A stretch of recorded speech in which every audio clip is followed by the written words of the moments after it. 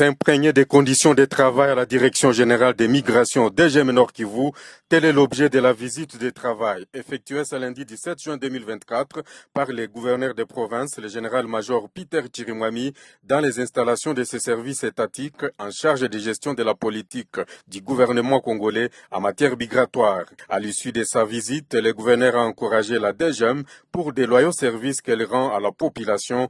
Peter Chirimwami a tout de même appelé ce service à la prudence dans la gestion des mouvements des étrangers. DGM, c'est le miroir de la province.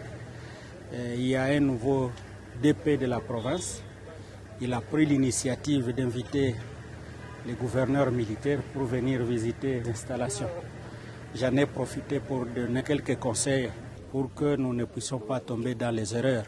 Nous ne voudrions pas que le visage que nous donnons à la ville puisse être compromis. Le directeur provincial de la DGM a saisi l'occasion pour relater à l'autorité provinciale certaines difficultés, dont celles causées par la guerre d'agression et d'autres logistiques.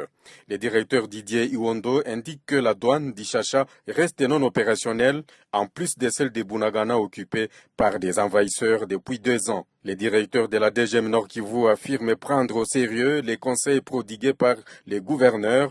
Didier Iwondo s'est dit conscient de ses responsabilités vis-à-vis des flux migratoires en cette période de guerre. Ce n'est pas la première fois, comme vous l'avez mentionné, que je puisse œuvrer ici au Nord Kivu. J'ai évolué ici dans cette province dans les mêmes fonctions, même pendant les moments difficiles, notamment les moments que nous sommes en train de vivre aujourd'hui. Pour moi, ce n'est que du déjà vu, parce que déjà en 2012, dans les moments forts encore de la rébellion, où il y a eu même occupation momentanée de la ville de Goma, je crois que c'est moi qui étais directeur provincial ici.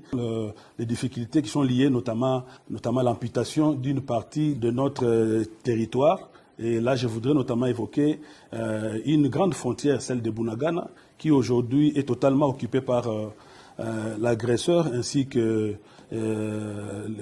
ses collaborateurs d'IM23, mais aussi cette occupation de fait, notamment du territoire de Rutshuru, nous a également imposé de ne pas administrer convenablement la frontière d'Ichacha.